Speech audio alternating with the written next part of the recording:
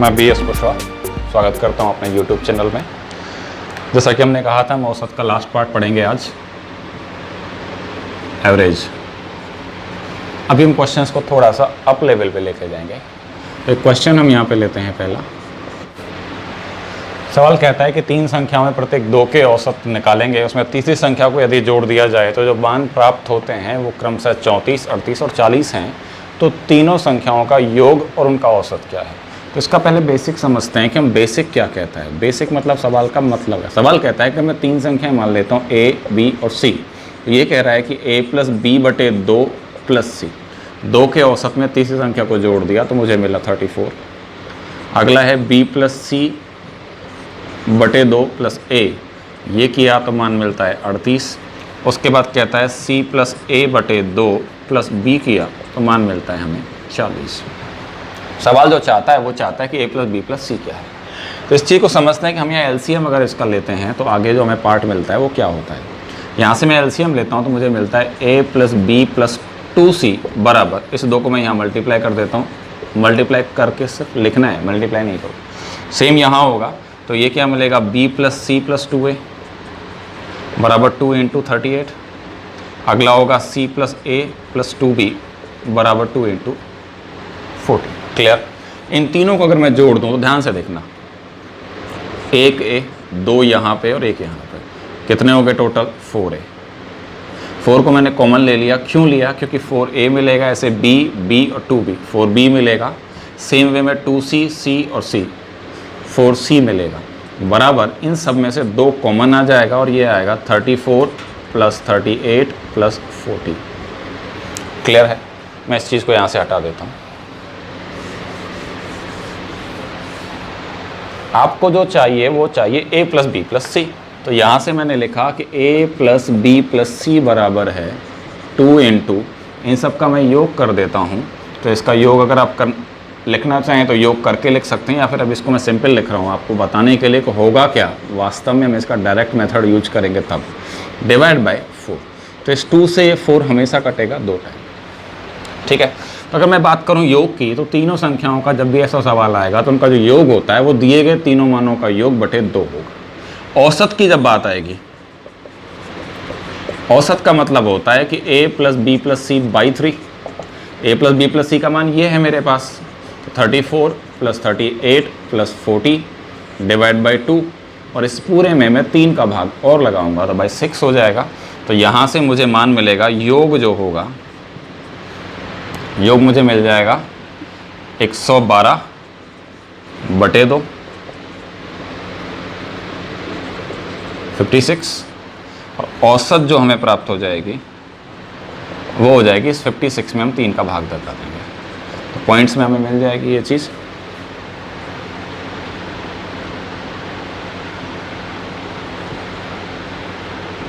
$18.66 चलता रहेगा। अब यहाँ समझने वाली बात है, अगले सवाल में मैं आपको डायरेक्ट यूज करूँगा। आपको करना क्या है कि जितनी भी संख्याएं होती हैं कोई फ़र्क नहीं पड़ता, उसके यहाँ जो मान आता है वो आता है n-1। योग जब भी निकालना है, ये जो मान है ये क्या था, संख्याएं कितनी थी 3, तो मल्टीप्लाई कितने से हुआ इन सब का योग -1 से। 3 - 1 मतलब 2 से, और जो ऊपर आता है उसका दोगुना नीचे आता है, क्योंकि 3 के लिए 4 हो जाएगा। अगर मैं 4 संख्याएं लूँगा तो 6 आएंगी, वो अभी अगले सवाल में हम देखेंगे इस चीज़ को।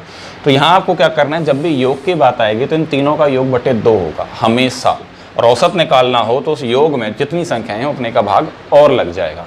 अगला क्वेश्चन जैसे हम यूज करते हैं, इसको हटा देता हूँ मैं।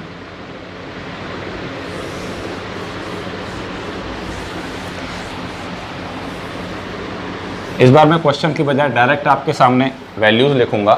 वैल्यूज़ क्या कहती हैं कि a plus B plus C by 3 plus d बराबर 32, b plus c plus d by 3 plus a बराबर 34, c plus d plus a by 2 plus b बराबर 36।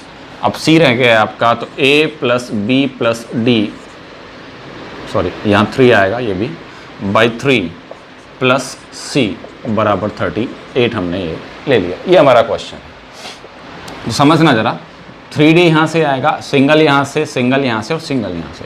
तो 3 4 5 6 हो गए 6D। करना क्या है, योग की जब बात आएगी तो योग होगा आपका, डायरेक्ट जोड़ देंगे 32 plus 34 plus 36 plus 38 divided by 2। अब आप कहोगे सर 2 डिवाइडेड में क्यों ले लेते हैं डायरेक्ट, तो उस चीज़ को समझ लेते हैं अपन। ये सारे मान 3 से मल्टीप्लाई होंगे, ये कंफर्म है।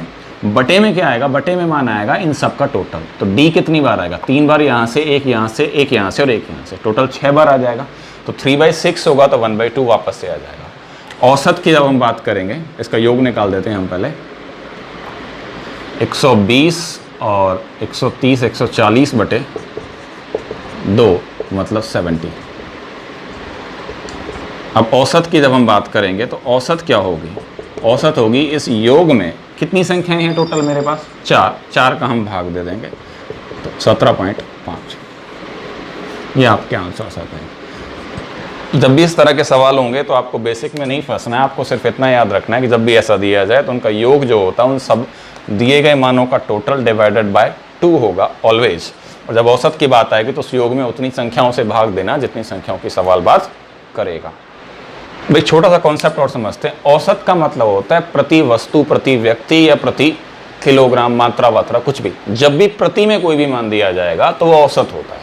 अब औसत बहुत सारी चीज़ों के लिए हो सकती है। जैसे हम बात करते हैं चाल की, चाल का मतलब होता है दूरी बटे समय। लेकिन सवाल अगर आपसे औसत चाल पूछता है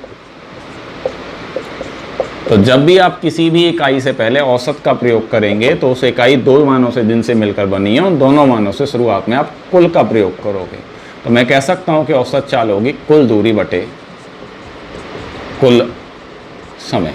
दूरियां दी होंगी कुछ हिस्सों में, उन दूरियों का योग, उन दूरियों को तय करने में समय का योग, कुल दूरी। ऐसे अगर मैं बात करता हूं कीमत, कीमत जो होती है वो होती है राशि बटे मात्रा। मतलब कितनी राशि में कितनी मात्रा आई वो कहलाती है कीमत। कीमत किस में लिखी जाती है, रुपीस पर केजी। अगर आप कभी भूल जाओ कि क्या होता है तो इस चीज़ के लिए एक इकाई होती है। जैसे कीमत होती है रुपीस पर केजी, पर किलोग्राम की बात करते हैं, या फिर पर लीटर होगा, प्रति वस्तु होगा तो रुपीस प्रति वस्तु। रुपीस होती है राशि और किलोग्राम में या वस्तु में होती है उसकी मात्रा। अगर मैं कीमत से पहले औसत का प्रयोग करता हूँ तो क्या बन जाएगी, औसत कीमत। तो जब भी यहाँ औसत लगेगा इन दोनों से आगे पहले क्या लग जाएगा, कुल। मैं कहूँगा कुल राशि बचे कुल मात्रा। मतलब मैंने कितनी राशि खर्च की और उस राशि में मुझे कितनी मात्रा प्राप्त हुई, तो कुल राशि में कुल मात्रा का भाग देने से आपको मिलेगी औसत कीमत। इन पे हम जरा एक एक सवाल ले लेते हैं। सवाल कहता है कि एक व्यक्ति 10 किलोमीटर की दूरी 5 मिनट प्रति घंटे की चाल से, 20 किलोमीटर की दूरी 8 किलोमीटर प्रति घंटे की चाल से और 12 किलोमीटर की दूरी 4 किलोमीटर प्रति घंटे की चाल से तय करता है, तो उस व्यक्ति की औसत चाल क्या होगी। समझना, समय, दूरी और चाल में जब हम औसत चाल की नॉर्मल कॉन्सेप्ट की बात करेंगे तब दूरियां समान लेकर यूज करते हैं, तो वहाँ फॉर्मूले लग जाते हैं डायरेक्ट, जो आप पढ़ते हो 2ab divided by a + b वाला। यहाँ पर ये चीज़ नहीं लगेगी। यहाँ पर आपको अलग अलग दूरियाँ दी हुई हैं तो आपका जो समय होगा वो भी बहुत अलग अलग होगा। तो हम क्या करते हैं, हम लिखते हैं औसत चाल। औसत चाल जो होती है वो होती है कुल दूरी बटे कुल समय।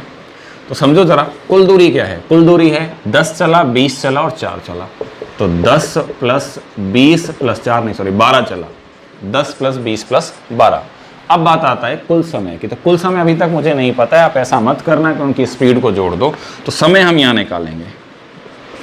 कौन सा समय निकाल रहे हैं हम अभी, कुल समय। कुल समय क्या होगा, पहली दूरी मतलब 10 किलोमीटर की दूरी को तय करने में लगा समय। तो चाल क्या थी, 5 की स्पीड से 10 किलोमीटर कितने में तय हो जाएगा, 2 घंटे में। दूसरा जब हम बात करते हैं 20 किलोमीटर की दूरी को तय किया है उसने 8 की चाल से, 8 की से करेंगे तो 2.5 घंटे। और ऐसे ही उसने 12 किलोमीटर तय किया 3 की चाल से, तो यहाँ लगेंगे आपको 4 घंटे। ठीक है, कुल समय होगा इन सबका योग 8.5 घंटे। इस कुल समय के मान को उठाकर हम यहाँ यूज करेंगे तो ये हो जाएगा 8.5। तो आपकी जो औसत चाल होगी वो होगी दूरियों का योग 42 बटे 8.5। ये पॉइंट हटा के हम ऊपर 0 ले आएंगे, 5 से दोनों कट जाएंगे 5 से आप काट दोगे 84 बार तो ये कट जाएगा और ये वाला 17 बार कट जाएगा। तो अप्रॉक्सीमेटली 5 आएगा, इसको हम सॉल्व कर सकते हैं। किलोमीटर प्रति घंटे, चाल किस में लिखी जाती है? किलोमीटर प्रति घंटे में। तो जब भी दूरियां अलग अलग हों तो औसत चाल हम इस प्रकार से निकालेंगे। जब दूरियां समान होंगी तो औसत चाल के कॉन्सेप्ट बहुत आसान होते हैं, वो हम समय, दूरी और चाल में उसको पढ़ते रहेंगे। तो सवाल कहता है कि एक व्यक्ति ने 20 किलोग्राम चीनी 10 रुपये प्रति किलोग्राम से, 15 किलोग्राम चीनी 5 रुपये प्रति किलोग्राम की दर से और 12 किलोग्राम चीनी 4 रुपये प्रति किलोग्राम की दर से खरीदी। उसके चीनी की औसत कीमत क्या है? तो हम जब बात करते हैं कि कीमत बराबर होती है राशि बटे मात्रा, लेकिन जब हम बात करेंगे औसत कीमत की तो औसत कीमत बराबर क्या होगी? कुल राशि बटे कुल मात्रा।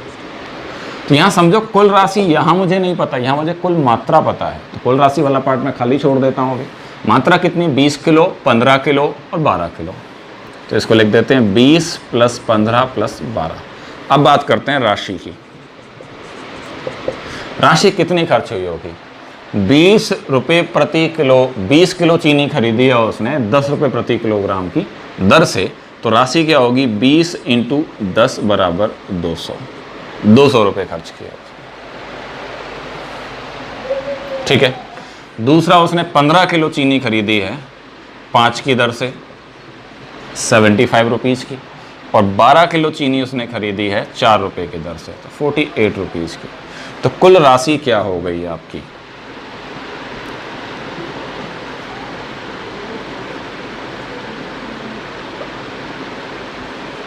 323। अब ये राशि उठाकर हम यहाँ रख देंगे तो 323 रुपीज़। अब बात करते हैं औसत कीमत। तो 323 रुपये बटे 20, 30, 40 और 47 प्राइम नंबर्स हैं, कटेगा कुछ भी नहीं। देखो 7 बार अगर हम इसको यूज करते हैं तो ये आएगा 280 + 49 मतलब 50, 329। 329, लेकिन ये कितना है? 323। तो मेरे पास 6 बच गया है, तो मैं इसको डायरेक्ट लिख सकता हूँ 6 सही 41 बटे 47 रुपीज़ पर केजी। क्योंकि 7 बार कटता तो पूरा कटता, लेकिन 6 कम रह गया, 47 में से 6 कम कर देते मतलब 41 बार जाएगा। ठीक है। तो 6 रुपये की उसकी कीमत उसको पड़ जाएगी कि उसकी जो कीमत है वो आ जाएगी 6 सही 41 बटे 47 रुपीज़ पर केजी। तो उसको मैं अप्रॉक्सीमेटली 7 रुपये मान सकता हूँ अगर अप्रॉक्सीमेशन में आंसर पूछा जाए तो। इस प्रकार से जो अलग क्वेश्चंस होते हैं उन्हें हम सॉल्व और करते हैं। इसके अलावा सारे क्वेश्चंस बेसिक कॉन्सेप्ट पे होंगे। कभी भी आपको कोई भी दिक्कत होती है तो आप अपना क्वेश्चंस मुझे स्क्रीनशॉट लेकर कमेंट बॉक्स में सेंड कर सकते हैं, मैं उसे आपको उसका सॉल्यूशंस भेज दूँगा। दूसरा, चैनल को सब्सक्राइब करें और अपने दोस्तों को भी बताएं ताकि